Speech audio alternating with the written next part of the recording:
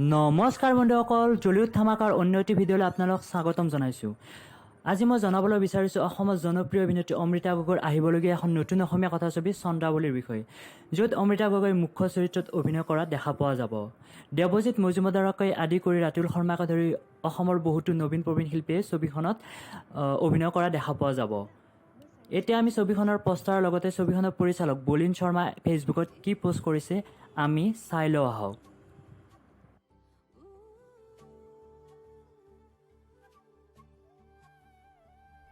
যদিহে আপোনালোকে FB পোষ্টটো পঢ়িব বিচাৰিছে তেনেহ'লে ভিডিঅ'টো পষ্ট কৰি পঢ়ি চাব পাৰে।